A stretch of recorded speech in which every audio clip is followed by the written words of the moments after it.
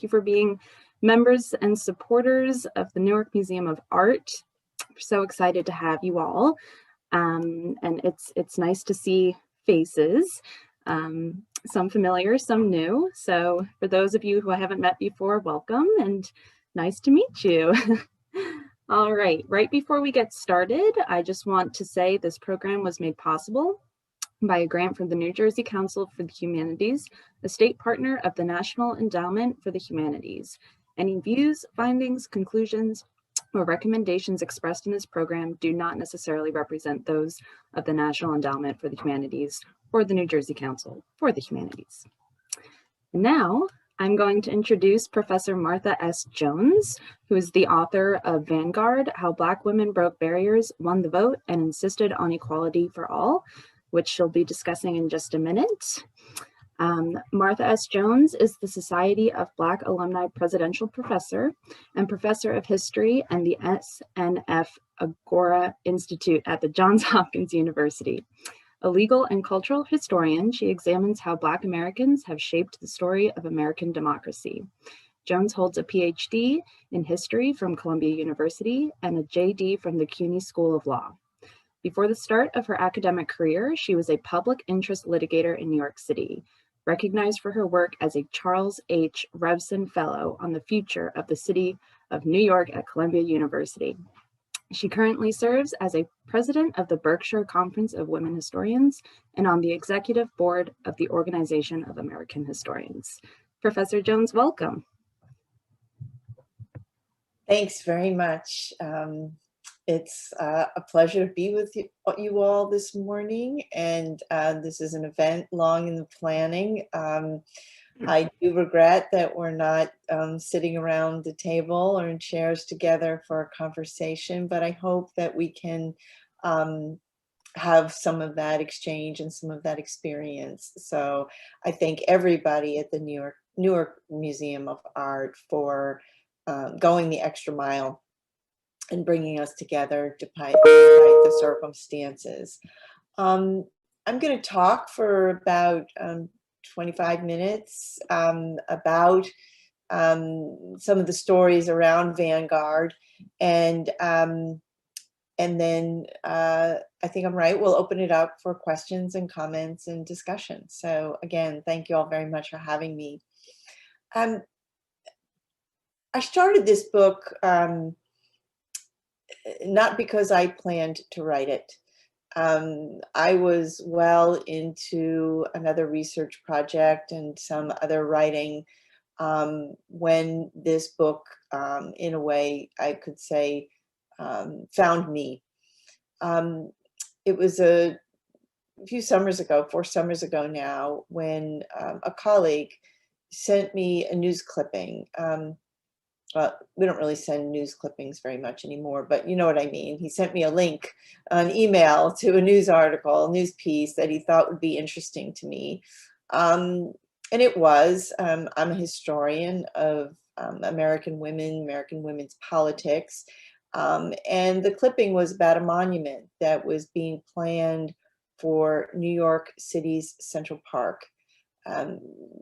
Central Park, some of you may know, up until very recently, did not have any monument that included the figure of a woman living or a woman who had once lived. There are allegorical women, there are fictional women like Alice in Wonderland, but this was a proposal for the first monument to American women in Central Park, and it was a monument intended to honor the early struggles for women's rights and women's suffrage in the United States.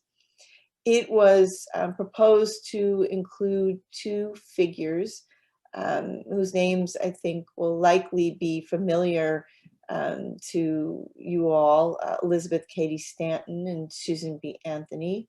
And Stanton and Anthony were to be depicted together along with a sort of scroll that would unroll at their feet and was proposed to contain the names of other activists of their period. Well, my friend knew that not only that I would be interested in this monument proposal, he knew that I would be a bit provoked by it. We were coming into uh, the season of the 100th anniversary of the 19th Amendment to the Constitution, the so-called Women's Suffrage Amendment. Um, we knew that there would be a great deal of um, discussion, programming, exhibitions, talks, laser light shows, exhibitions. There were going to be women who would jump out of airplanes in the number 100 to mark the anniversary. There was a lot being planned. But he knew that this monument would concern me because the monument, as it was originally conceived, really centered the origins of this long story and the long struggle for women's votes in the lives of two white middle-class women from upstate New York. And he was right. So I stepped in, and I was hardly alone.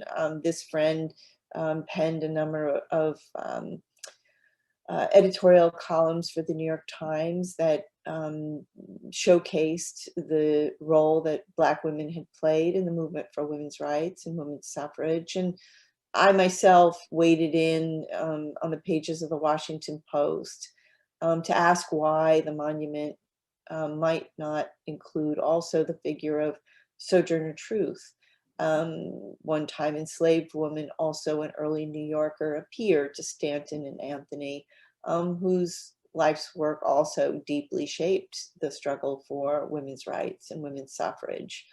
I thought, frankly, that in 2020 we were ready, if not obliged to, a different kind of history. And a fuller, a more expansive, a more inclusive history of that struggle. And it was the beginning of a, I don't know, as my mother would say, it was a dust up. That is to say that New York City, by law, requires a period of public commentary and the opportunity for public commentary. And so there was a great deal of commentary that went on in the city over the course of a couple of years, during which the Monument Committee and the artist who had produced the monument went through some rethinking. And finally, the monument indeed was completed and unveiled on August 26th of 2020, on the 100th anniversary of ratification of the 19th Amendment. And the final model did include the figure of Sojourner Truth alongside Stanton and Anthony. Now, that might sound like that's the end of the story, but for me, part of what I learned in the controversy around this monument, well, first and foremost, is that hats off to people who design monuments, which is to say, it is not an easy task to reduce to, an 8x8 granite plinth cast in bronze, a complex, roiling, right, history of women and women's rights. I neither envy nor do I mean any disrespect to folks who work in that genre and grapple with the challenges that come with working in sculpture and in monumental logics. I'm somebody who writes books, and so part of my sort of insight out of this moment was that if I really had something to say, rather than poking at somebody about how to improve their monument, I might just pick up my pen and write a book that would be my contribution. And Vanguard is that book. I was very fortunate to find a willing editor who would take me on relatively short notice, with the promise that if I held up my end of the bargain and wrote the book, that they would make sure it was between two covers and available for this anniversary season. And the result is the book that we've sort of come together to reflect on today. And Vanguard is in some ways very much of that moment, of this moment. And at the same time, it is a book that really builds upon 3 going on 4 generations of Black women's historians who have long been at work in the archives to recover the lives, the voices, the ideas, the activism, the interventions and the challenges that Black American women have confronted for 200 years plus when it comes to political access and political power in the United States. I knew I could write this book in part because there was so much of the work that had already been produced painstakingly by historians. I was someone who certainly would contribute my own insights, but I would, in a sense, be pulling together, synthesizing, building upon this work that historians have been doing for a very long time. The other thing that became clear to me as I began this book was that, in fact, Black American women had left a remarkable, fascinating, ample record of their thoughts and of their actions, of their institutions and more, much more so than we might assume. That this is a book that begins 200 years ago using the memoirs, the newspaper columns, the speeches, and the pamphlets produced by early American women, Black American women, who not only were already at work on ferreting out their relationship to the body politic, who they might be before the Constitution. They were making a record. And that part of our misunderstanding had been that somehow they had not made a record. We hadn't looked hard enough. We hadn't been deliberate enough. And that's how you get a monument, right? That aligns them, is not because they're not there. Sojourner Truth is a wonderful example of someone whose speeches are published, transcribed, and who herself pens a memoir and tells the story of her involvement in this movement. But as is always the case, right, it's imperative, the imperative is on us, right, to actually go looking for that material.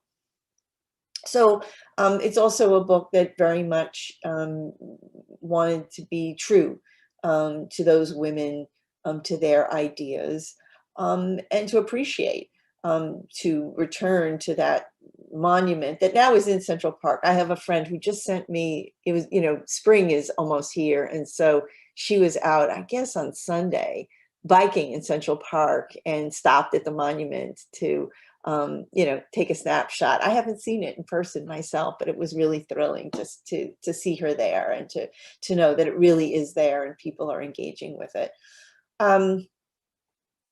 So Truth is a great example of someone who comes to the movement for women's rights in early America before Susan Anthony.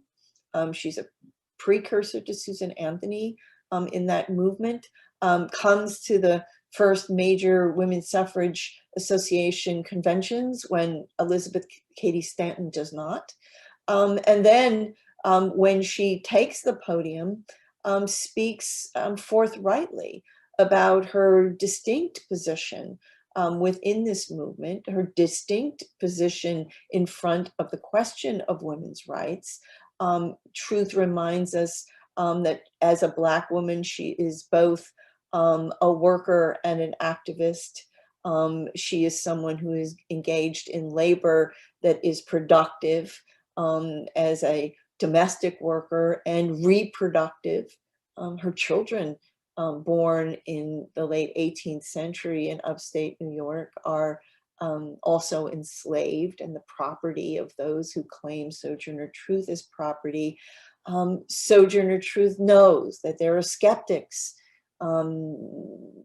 deeply held skepticism, right, about whether or not someone like her actually has a place, an appropriate place within a movement for women's rights. Is this a movement that is driven by the interests of white middle-class women? Or is there a place for Black women, for formerly enslaved women, for working women? These are the kinds of questions that Sojourner Truth puts importantly on the table by 1850. And they are different questions, right, than the questions that are being posed by women like Elizabeth Cady Stanton and Susan Anthony in that same early scene. So there's something, I think, profoundly teachable now about this monument that wasn't true before, which is not only to instruct us in the politics of representation, right, but to introduce a set of questions that the movement for women's rights and women's suffrage will be animated by and will grapple with and will in many ways fail to fully consider on the road to the 19th Amendment.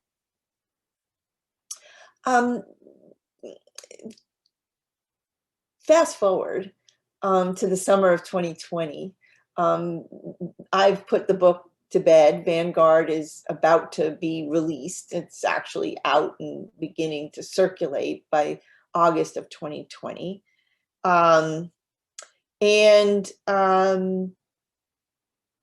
I am now going to face the challenge, not of the monument, but of the book. And will people be persuaded by my argument, which is that you can't understand 21st century American politics if you don't understand this long chapter that is American political history told from the perspective of Black American women, that our 21st century politics demand more than Jefferson and Washington. They demand more than Anthony and Stanton. They demand more than Martin King and Malcolm X. That in order to be astute, engaged, kind of critical thinkers about politics in 2020, we also have to be cognizant and engaged with this chapter, which is the story of Black women's politics. That's my argument. And, and I'm at that, moment when now I'm going to wait to see if I persuade. And every reader should have their own thoughts about that. But in August, you'll recall, I think, that the major political parties were having their conventions. And among the events there was that moment when then Senator Kamala Harris accepted the Democratic nomination. She was going to run for vice president alongside Joe Biden. And I think by any measure, that's a pretty historic moment in this country. And I'm like, I think millions of people tuned in to this virtual convention to hear her speech.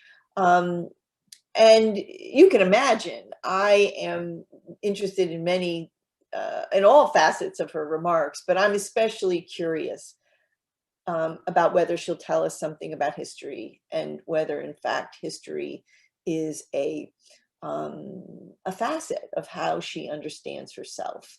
And she did not disappoint. Very early on in that speech, then Senator Harris stops to pay tribute to the women on, as she puts it, the women on whose shoulders she stands. And she first invokes her own mother.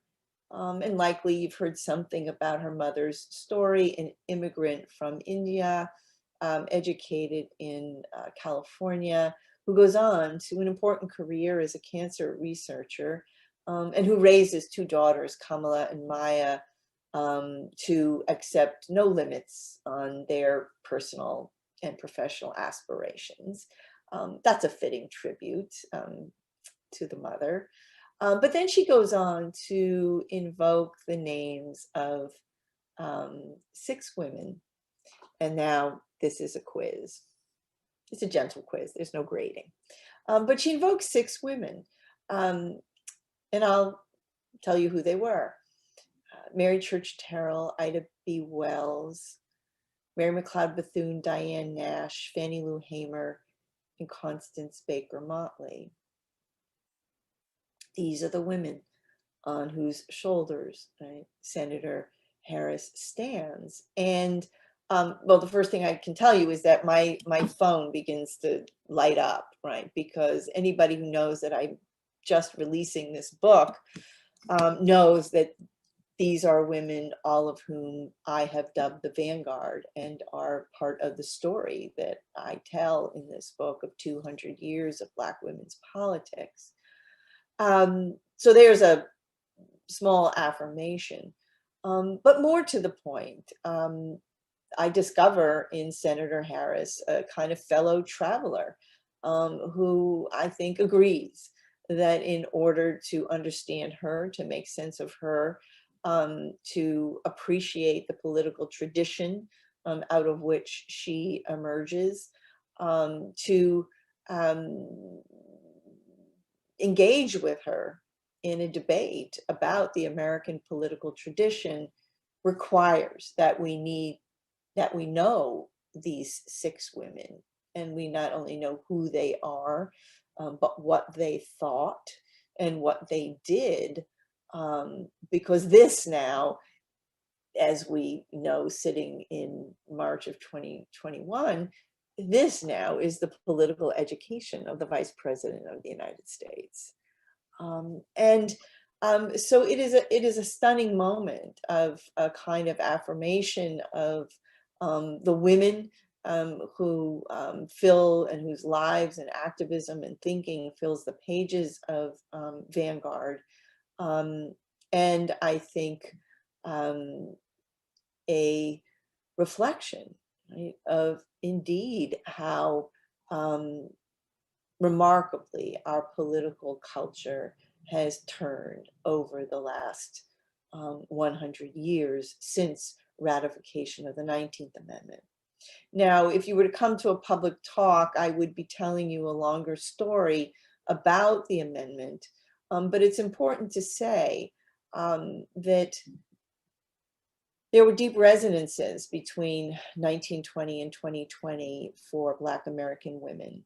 On the one hand, 1920 was a year of profound disappointment wrought of Jim Crow laws, disappointment wrought of violence that kept Black American women from the polls, despite a federal amendment that promised otherwise.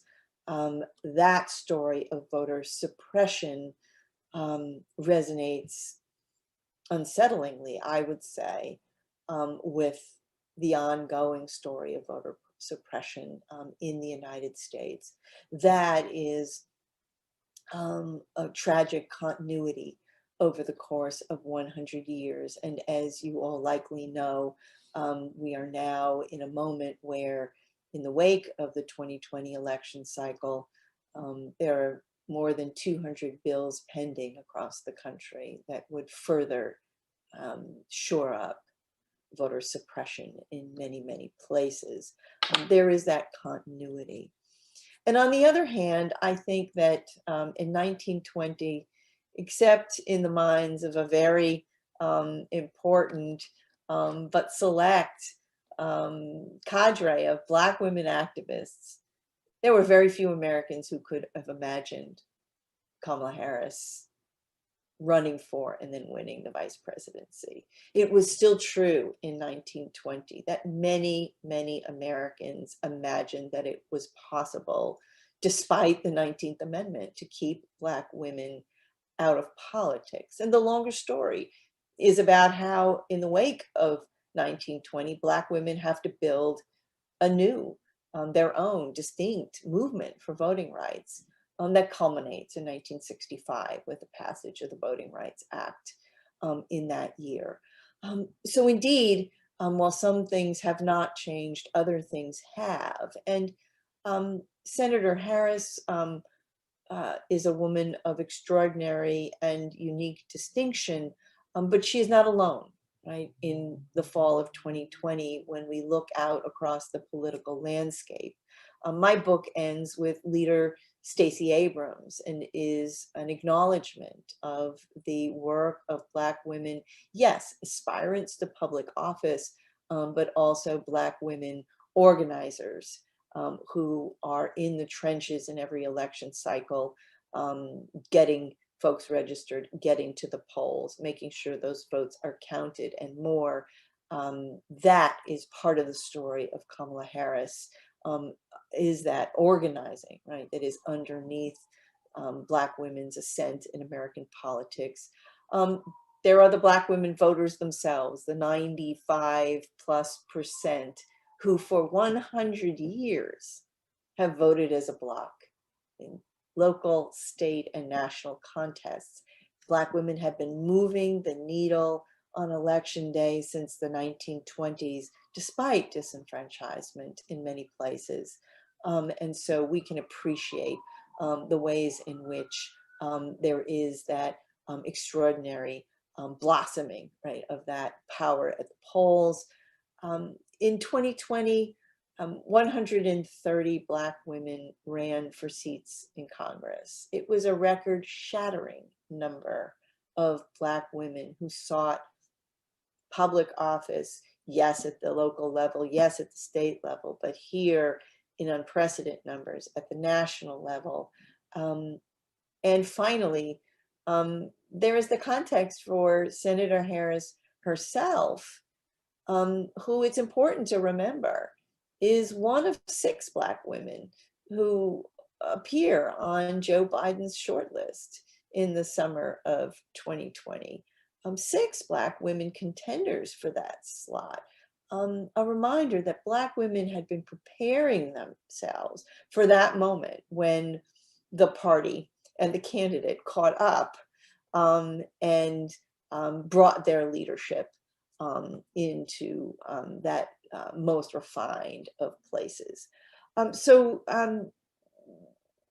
We will, for a long time, be appreciating, I think, the singularity and the distinction of now Vice President Harris, but her story and the context of her rise to power is an homage in every sense to this much longer story that I tell.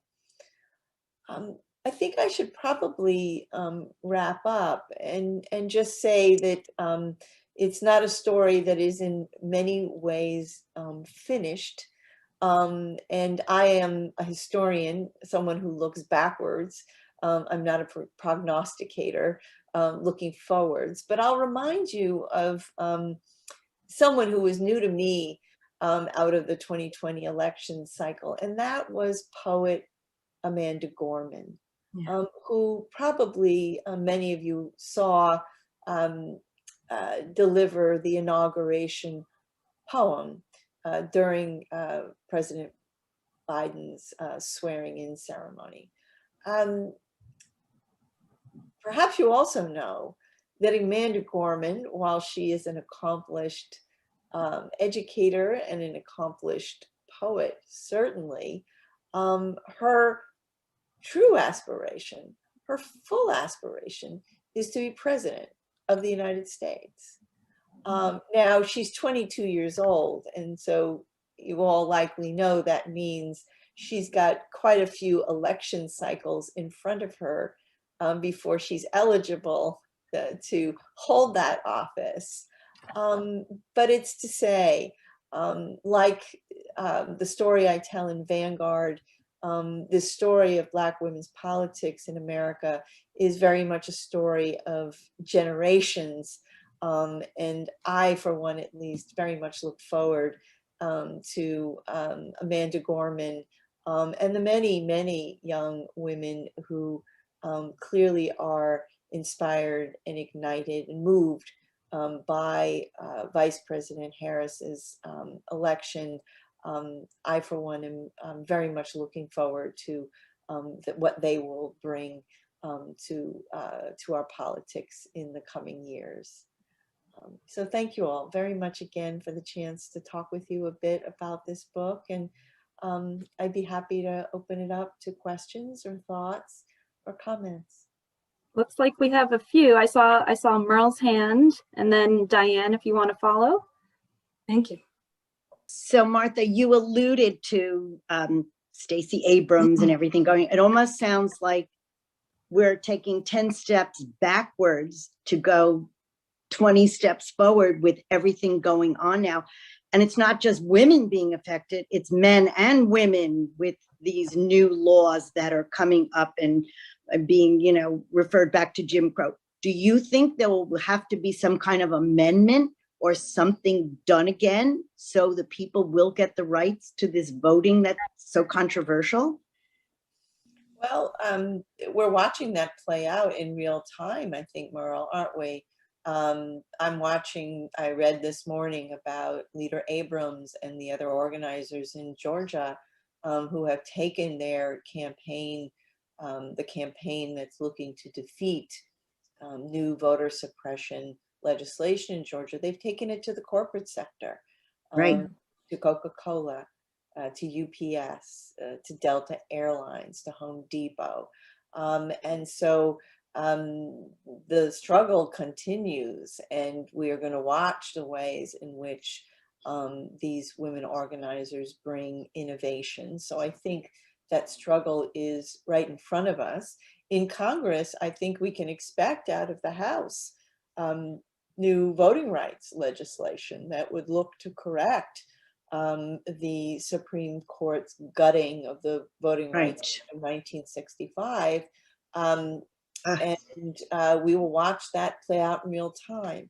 My broad swath sort of comment on this is a historian's comment, which is to say, there is no chapter in the history of this country that hasn't been written through through voter suppression. Our tradition is voter suppression, not voting rights. And so I'm not sure I see us as wholly resolving that struggle. I see us as engaged in a perennial battle over who is rightly a member of the body politic, who has access to the ballot and to office holding, and a great deal more. And I am not a pessimist, but when I say that I think this is a country that is as deeply committed to voting rights as it is to voter suppression, I mean that in the most profound sense. That I think every generation is going to confront its own struggles over who votes, by what terms, by what means, being mindful that we do not have a guarantee. No one in this country is guaranteed the right to vote. And many Americans are denied the right to vote by all sorts of measures. Age, residency, mental competence. These are still arbitrators of voting rights in this country. Not to mention, right, if you move from New Jersey to Wisconsin, or you move from New Jersey to Virginia, you may in fact lose your voting rights because the rules are not the same. So it's still a nation that lives by way of this uneven patchwork of voting rights provisions. And I don't see that changing, which means for those of us who have a commitment to universal voting rights in this country, there will always be, I think, a great deal of work to do. Thank you. Yeah, thank you. All right, Diane, did you have a question? I did, in a comment. Thank you, Professor Jones, for writing this book. I think the timing is perfect. And personally, I had the really privilege and honor to work at a historically Black university, Winston-Salem State University, for a few years in the latter part of my career. And it's such a rich history, and I learned so much there. And I hope your book will be placed in every library and in the hands of many people around this nation, because even just reading it, hearing about it, you know, I continue to learn so very much. I also wanted to give a nod and a shout out to the Newark Museum of Art and Merle for leading the trip, the civil rights trip that we took about a year ago. Well, coming up a year and a half ago before COVID. That was so informational. And so the African-American tradition and history is so rich, and we have so much to learn from it, and moving forward so much as well. So thank you for your work. Thank you. We met Fair Fight. It was very interesting. Very interesting.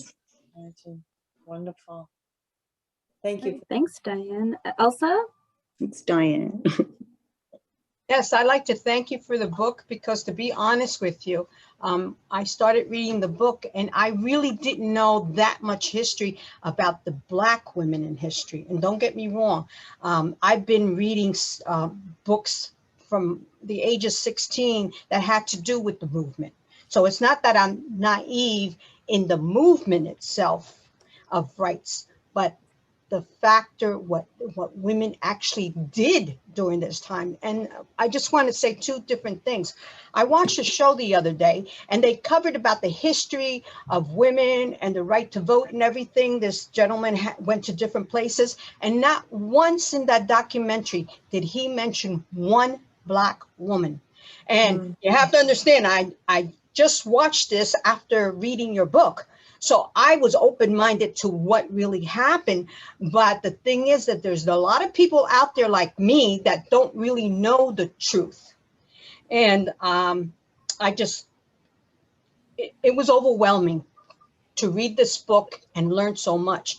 And the other thing is, I wanted to find out from you, did you write about your family history with the women that were in your family that became very famous, like in the cancer research field and things like that? Because I'm an avid ancestry person. So I was able to, using your book, I was able to go all the way back to your great-great-grandmother, follow all her children, go forward. And then, glory behold, I found that the woman and her father, who actually found a solution to cancer with chemotherapy, she was actually married to one of your uncles. Am I right? Yes. Henry Gates. It's Jane Cook Wright. Yeah. Yes. And then you had an aunt also who became very famous with Boston University. Now, the whole point of this is, have you written about the women in your life that have affected medicine? Oh, God. Hello, Elsa. You are amazing, Elsa. I can tell you, I've talked a lot about this book, but you are the first person to pull out the family tree, and I really appreciate it. You know, I'm very myself inspired by the women in my family, and they are formidable, many of them. And so I am writing a next book about them, and but I'll say that part of the story I tell begins in early America and begins in the experience of enslavement, and really wants to try and understand the legacy of slavery and the legacy of sexual violence in the lives of the women in my family. So I'll be back to talk more about them and about that, and about how they navigated a world that could, on the one hand, I think, admire their accomplishments, and on the other hand, not wholly acknowledge the sorts of struggles out of which they had emerged. So, so thank you very much for that. You're welcome, because it was so interesting when I started doing because I've been working on ancestry for years. Sure. And when I started pulling out out history too, so yeah. And I started pulling out your history, and I started branching off, and I started looking at all these people, I was so amazed that these stories have to be told. I agree. Good for you, Elsa. Good for you. Thank you, Elsa. That's amazing. And thank you. Well, I see in the chat that Mel had a question for me. yes, there are a few in here if you wanted to. I just see the one from Mel, which I could read if that's okay. And yeah, that's fine. I'm actually not seeing that one. So if you want to go ahead and read that, I apologize. I can't see that one for some reason. It says, will you be addressing Black men in the suffrage movement? And the answer is yes. The short answer is yes. That, part of what distinguishes the movement for women's rights and women's votes among Black women is that a great deal of that struggle is waged through institutions that Black women share with men. This is a book that opens up in the AME Church and follows the struggles among and between men and women over women's power within the church, as a kind of crucible then for thinking about women's rights in the realm of politics. The years after 1920 require the Black women of organizations like the National Association of Colored Women's Clubs to also collaborate with, for example, the NAACP and other civil rights organizations. Black women's politics is not, while it speaks very deliberately to the political concerns and the political power of women, speaks very directly to the problem of sexism. It is not a movement that is separate from the politics and the institutions that include Black men. So yeah, lots of men in this story. Thank you for that, Mel. Great, thank you, Mel. We have a few other questions here. Can you tell us who is one of the earliest Black women to hold political office, in what capacity, and how long did she serve? Sure. I think we'd be remiss if we didn't mention Brooklyn, New York's Shirley Chisholm, who is the first Black woman to hold a seat in Congress. In 1968, Chisholm is elected from Brooklyn, New York. She's been an office holder for years before in the New York State Legislature. But in 68, she's the first Black woman to come to Congress. I mentioned Chisholm because she really introduces the chapter after 1965 and the passage of the Voting Rights Act. And you all likely know that in 1972, Shirley Chisholm will run for the Democratic nomination for president. And I don't mean any disrespect to Representative Chisholm when I say, I don't think she expects she's going to win the nomination. Shirley Chisholm is there to do some very specific work with respect to the American body politic, even as she's not going to be the nominee. First and foremost, she's changing the American imagination, right, about who can be a president, right, by the literal setting out of her face, her body, her voice, her presence. She is there to fix and reset all our imaginations about who is suited to the presidency. And in that way, her work is absolutely foundational, right? And prepares us for Kamala Harris, among others. At the same time, Chisholm is running her campaign in the immediate wake of the passage of the Voting Rights Act in an effort to ignite a new Black electorate that had been suppressed for a very long time. And Chisholm understands, right, how to take her person, her ideas, out to the podium, onto the stump, and to bring Black Americans to presidential politics like never before, right? We are just a minute, right, past the Voting Rights Act, and Chisholm is doing that work.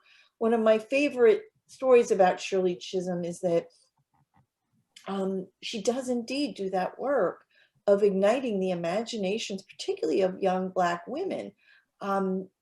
Today, California's Representative Barbara Lee entered politics as a volunteer in 1972 for Shirley Chisholm in California, right? And that is the story of Vanguard, is the way in which women are doing work of their own time, but they are also investing in the next generations. I'll mention, that Kamala Harris indeed has a predecessor, and it is a lesser known figure, Charlotta Bass, who ran for the vice presidency on the Progressive Party ticket in 1952. Bass is a journalist and newspaper owner and editor out of Los Angeles. She has become involved deeply in Black radical politics after the Second World War. And she is the first, right, not Kamala Harris in 2020. So this book and this conversations are an opportunity to begin to recover those women and many others who, as Elsa so emphatically put it and illustrated, have been left out still of some of our histories. Great. Thank you. Wonderful. Well, we're close to the end here. I see one last question in the chat. And if anyone, raise your hand if you have one more question in person. But this other question, did these early Black women political figures have the support of their white sisters?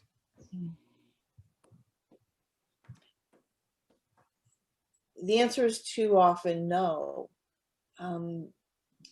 One of the open secrets of the campaign for the 19th Amendment is that Black women are not going to get the vote, even after the 19th Amendment has been ratified in too many places in the United States. Suffragists know this. As they campaign, they trade in the promise that Black women will not be enfranchised. Members of Congress who promulgate the amendment know that nothing in the amendment is going to curb the state level laws that are keeping Black men from the polls already and now are going to be applied to Black women.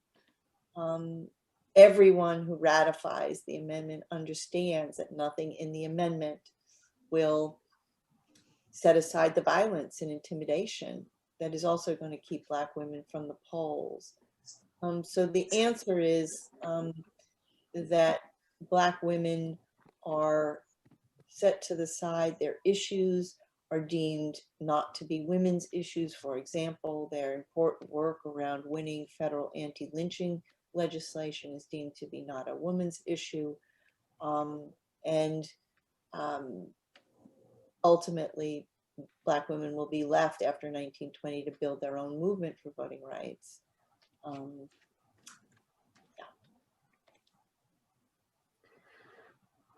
Well, oh wait, hold on. Is there one more? Oh, okay. Merle just said, Merle just said in the chat, she has another meeting, but that you were terrific. Martha, thank you again. Thank and you. warmest regards to all. For reaching out, and thank you everybody for coming out today. It's really been more than delightful to talk with you. Elsa, I'll see you on Ancestry. Well, Professor Jones, thank you so much. This was incredible, wonderful. We do have it recorded, so this will be released to the public in probably just a few weeks. So more people will get to experience this wonderful presentation. It was fantastic, and I'm going to go buy your book right now. There you go. Thank you all so much. I really Excellent. Thank you so much. It was Next great. time at the museum, huh? Yes. And thank you all for coming. Just before you leave, I'll let you know that we have 2 more member experiences coming up. One on actually this Saturday on March 20th. It's a tour of the Tibetan altar, followed by a quick meditation session. And then we have another tour in April 13th. That's a Tuesday at 10 a.m. And it's a tour of the Schoolhouse and Fire Museum. So thank you all so much for coming. Professor Jones, thank you so much again. I hope we can have you back. It would be fantastic. All right. Thank you. Thank you so much, everyone.